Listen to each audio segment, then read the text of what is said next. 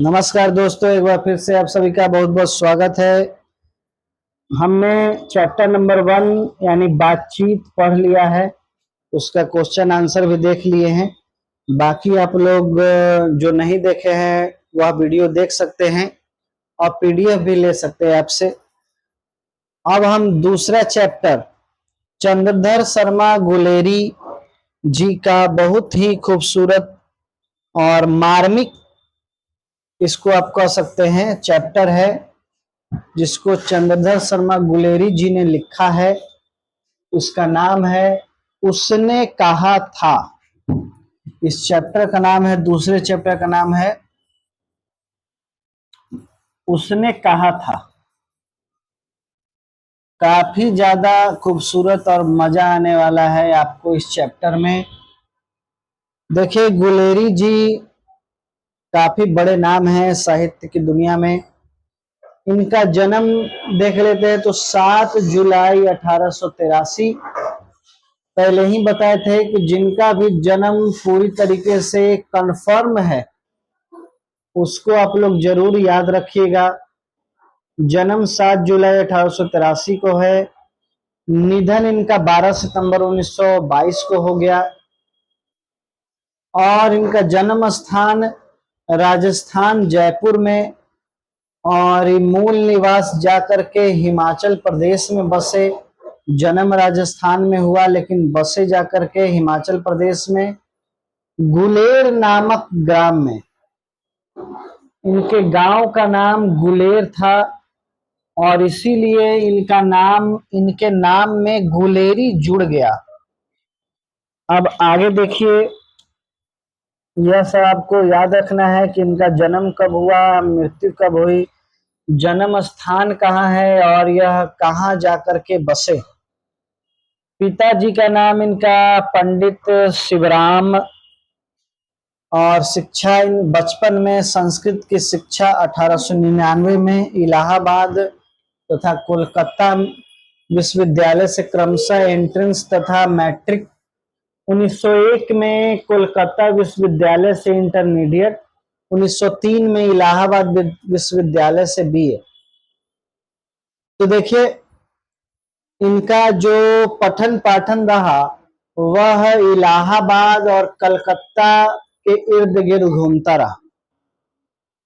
अब देखें आगे, 1904 में जयपुर दरबार की ओर से खेतड़ी के नाबालिग राजा जय सिंह के अभिभावक बनकर मेयो कॉलेज अजमेर में आ गए।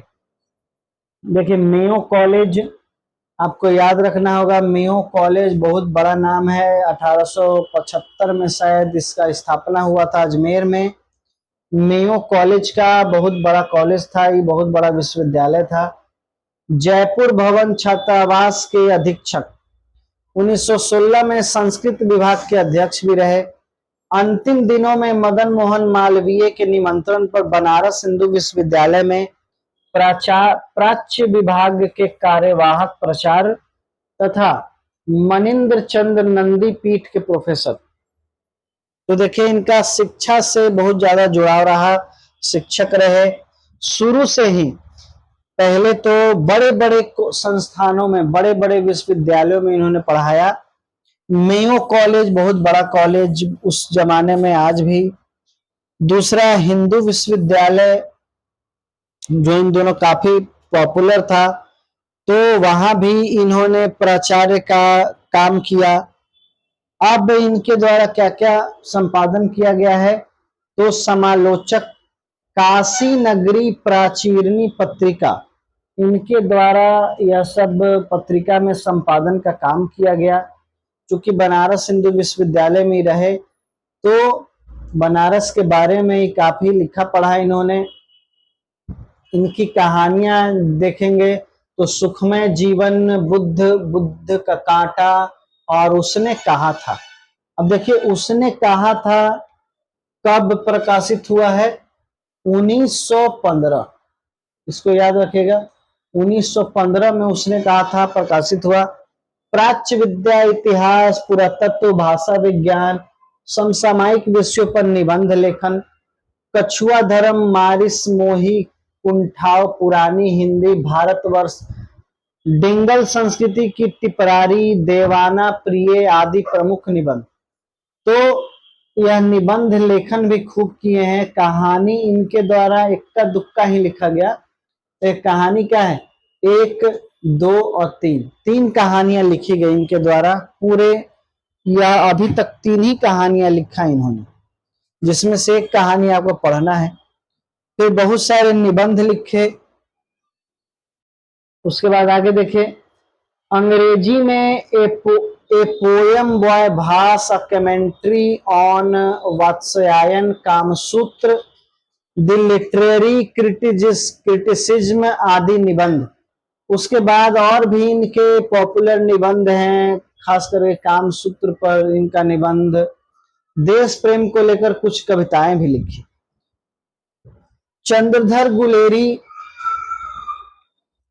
चंद्रधर शर्मा गुलेरी 20वीं सदी के प्रथम चरण में हिंदी गद्य साहित्य के एक प्रमुख लेखक थे। वे अपने समय में हिंदी, संस्कृत, अंग्रेजी आदि भाषाओं के प्रकांड विद्वान थे। प्राकृतिक, अपभ्रंश आदि भाषाओं में भी उनकी गहरी गति थी। पुरातत्व, इतिहास, भाषा शास्त्र आदि विषयों का उनका ज्ञान अपने समय में अद्यतन और तसल स्पर्शी माना जाता था।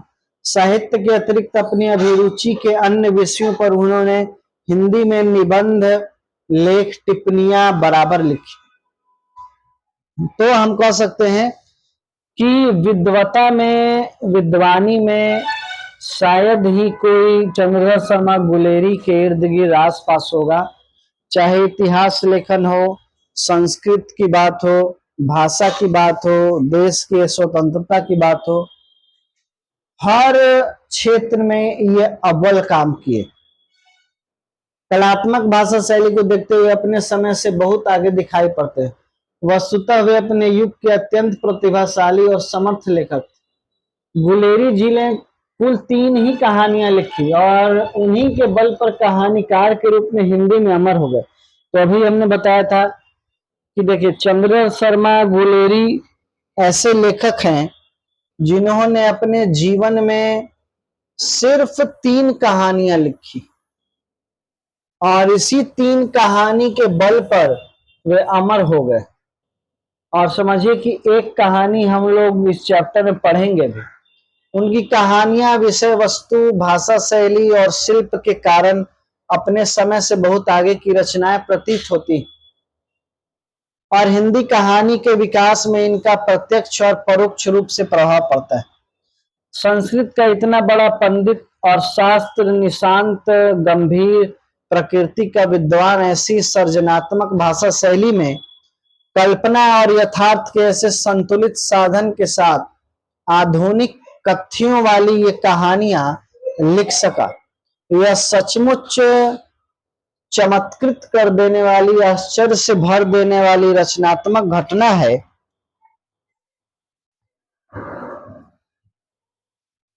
अपनी भाषा शैली और शिल्प को लेकर आज भी उतनी ही तरोताजा और रचनात्मक कौतुक सरीखी प्रतीत होती है।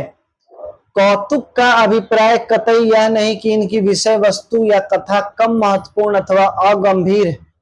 सच्चाई इसके विपरीत है। इनकी विषय वस्तु और कथ्य अधिक गंभीर, महत्वपूर्ण तथा समय से आगे के हैं। यहाँ प्रस्तुत कहानी उसने कहा था उनकी अमर रचना है। अब यह जो हम कहानी इनकी पढ़ेंगे, उसने कहा था यह एक अमर रचना है। इनकी 3 कहानियों में यह सबसे ज्यादा अमर हुई। इस पर फिल्में भी बनी। यह हिंदी कहानी विकास में मील का पत्थर मानी जाती है। नहीं, यह कहानी अत्यंत इस प्रकार से लिखी गई है, इतना रोचक और रोमांचित है। यह एक कालजयी रचना है। प्रसिद्ध फिल्मकार विमल राय ने इस कहानी पर फिल्म भी बनाई थी और इसके अनेक नाट्य रूपांतरण हो चुके हैं। शुद्ध प्रेम की आध्यात्मिक अनुभूति और उसकी स्वाभाविक उत्सर्गमय अभिव्यक्ति इस कहानी का तथ्य है। तो यह इतना ज्यादा जो कहानी हिट है, इस पे फिल्मकार विमल राय ने जो है फिल्म भी बना ली। कई प्रकार के इसमें नाटक हुए, बहुत प्रकार की अभिव्यक्ति हुई। कहानी अमृतसर के भीड़ भरे बाजार में शुरू होती है, जहां 12 वर्ष का लड़का लहना सिंह, तो देखिए कहानी कहाँ से शुरू होती है, अमृतसर के भीड़ भरे बाजार से। और यह लहना सिंह की कहानी 8 वर्ष की एक लड़की को तांगे के नीचे आने से बचाता है।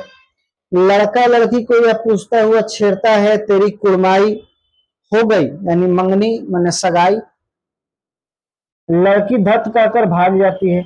एक दिन वह धत कहकर भागने की बजाय कहती है, हाँ कल हो गई। देखते नहीं यह रेशम के फूलों वाला सालू, सालू मतलब ओढ़नी दुपट्टा।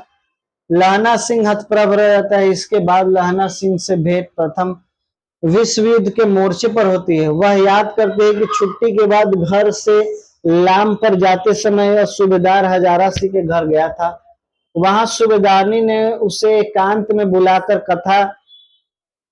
कहा कि मेरे पति और बेटे का ख्याल रखना। यह सूबेदारनी बचपन में अमृतसर में मिली वही लड़की थी। लहना सिंह सूबेदारनी के प्यार की उस किरण को दुनिया से बचाकर अपने हृदय में संजोए रहा और युद्ध में अपने प्राणों की बलि देकर भी हजारा सिंह और बोधा सिंह की रक्षक। कहानी की घटनाओं में स्वाभाविक नाटकीयता, जो मन पर अपने उत्कर्ष की ओर संचरण करती हुई गतिशीलता के कारण जबरदस्त असर डालती है। इस तरह प्रभावंती जो कहानी का प्राण मानी जाती है, उसका अद्भुत रचाव, वातावरण की सृष्टि करने में लेखक को अपूर्व सफलता प्राप्त। आरंभ से ही कौतूहल पाठक को अपने प्रभाव में बांध लेता है और कहानी को उत्कर्ष बिंदु पर पहुंचकर ही विराम लेता है, किंतु तब कहानी का प्रभाव मन में गूंजता रह जाता है। तो देखिए, उसने कहा था जो कहानी, वह उसमें 2-3 पात्र हैं। सबसे पहला और प्रमुख पात्र है लहना सिंह और दूसरी है सूबेदारनी होरा। अब देखिए, शुरू में ही बताया गया कि यह कहानी अमृतसर से शुरू होती है, जहां एक लड़का और एक लड़की एक दूसरे से टकराते हैं और लड़का को लड़की से प्रेम होता है, लेकिन लड़की की उस समय सगाई हो गई होती है, जिससे लड़का काफी दुखी होता है। यह कहानी का एक पार्ट है। और फिर कहानी विश्व युद्ध में बदल जाता है, यानी कहानी में फिर विश्व युद्ध का जिक्र आ जाता है और लहना सिंह युद्ध लड़ रहा है और लहना सिंह के साथ उसके अन्य सहपाठी भी हैं जो उसके साथ युद्ध लड़ रहे हैं। और कहानी फिर अंतिम मोड़ पर आता है और जो वह लड़की थी जो अमृतसर में लहना को मिली थी, वह अब सूबेदारनी हो गई है और वह जिसकी सूबेदारनी है, यानी जो सूबेदार है, वह लहना सिंह का ही सूबेदार निकलता है। और फिर वह लड़की अपने पति और अपने बच्चे के प्राणों की रक्षा की भीख मांगती है, जिसका जो है उसकी रक्षा के लिए लहना खुद अपनी प्राण को न्यौछावर कर देता है और इस प्रकार से वह अपने प्रेम को निभाता है।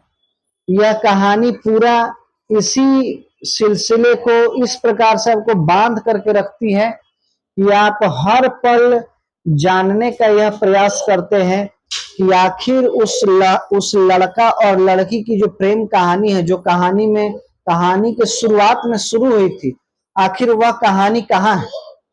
तो अंत में उसको बांधते हुए आपको अंतिम क्षण में यह पता चलेगा कि कहानी जो है वही चल रहा था। कहानी विश्व युद्ध का नहीं, बल्कि कहानी उसी लड़का लड़की के प्रेम का ही था, लेकिन लेखक ने इस प्रकार से उसको बांधा है, रोमांचित किया है कि यह कहानी आपको बहुत ज्यादा हंसी ठिठोली भी उसमें आपको लगेगा, आप इमोशनल भी होंगे, हर एक प्रकार से भावुकता के आप चरमोत्कर्ष पर पहुंच जाएंगे इस कहानी को पढ़ते हुए। अब देखिए, रामचंद्र शुक्ल जो काफी बड़े लेखक हैं, उन्होंने इस कहानी पर क्या टिप्पणी किया है। उसने कहा था, मैं पक्के यथार्थवाद के बीच, सुरुचि की चरम मर्यादा के भीतर, भावुकता का चरम उत्कर्ष अत्यंत निपुणता के साथ संपुटित है। तो देखिए, बता रहे हैं कि यथार्थवाद और मर्यादा भावुकता के चरम उत्कर्ष पर यह कहानी आपको ले जाएगा। घटना इसकी ऐसी है जैसे बराबर हुआ करती, पर उसमें भीतर से प्रेम का एक स्वर्गीय स्वरूप झांक रहा है, केवल झांक रहा है, निर्लजता के साथ पुकार या कराह नहीं रहा। कहानी भर में कहीं प्रेम की निर्लजता, प्रगल्भता, वेदना की विभत्स विकृति नहीं। तो कहानी आपको वैसा ही लगेगा जैसे कहानियां होती हैं अक्सर, सरलता, लेकिन अब कहीं कहीं प्रेम आ जाता है तो उसमें बहुत ज्यादा कहानी में निर्लजता या दयालुता या कराहता उसमें आता है कि बहुत ज्यादा दुख में है, दर्द। इस प्रकार का इस कहानी में आपको कुछ नहीं दिखेगा, लेकिन फिर भी सुरुचि के सुकुमार स्वरूप पर कहीं आघात नहीं पहुंचता। इसकी घटनाएं ही बोल रही हैं, पात्रों के बोलने की अपेक्षा नहीं। तो ऐसी ऐसी इस घटनाएं हैं। इस प्रकार से लेखक ने इस कहानी को रचा लिखा है कि आपको लगेगा ही नहीं कि आप कब कहानी पढ़े, कब खत्म हुआ। आप इस कहानी के भावनाओं में बह जाएंगे। तो इस प्रकार लेखक का इंट्रोडक्शन आपने देखा, और इस कहानी का क्या आधार है, कहानी आखिर क्या कहता है। कहानी प्रेम में निर्लजता और दयालुता और दुख दर्द यह सब नहीं दिखाता है, बल्कि यह प्रेम को एक अलग परिभाषित करता है। और कहानी बिल्कुल सरल है, सरलता से कहानी निकलते जाएगा और आप उसमें बंधे हुए रह जाइएगा। तो आपने देखा लेखक का इंट्रोडक्शन काफी ज्यादा महत्वपूर्ण है। उसी से जो ऑब्जेक्टिव सवाल पूछे जाएंगे, 3-4 सवाल, कि वह कहाँ पढ़ाते थे, काशी विश्वविद्यालय में पढ़ा है, फिर मेयो विश्वविद्यालय में पढ़ा है, कलकत्ता इलाहाबाद में पढ़े। तो यह सब इम्पोर्टेंट चीजें हैं। आगे इस कहानी को हम पढ़ेंगे। तब तक के लिए बहुत बहुत धन्यवाद।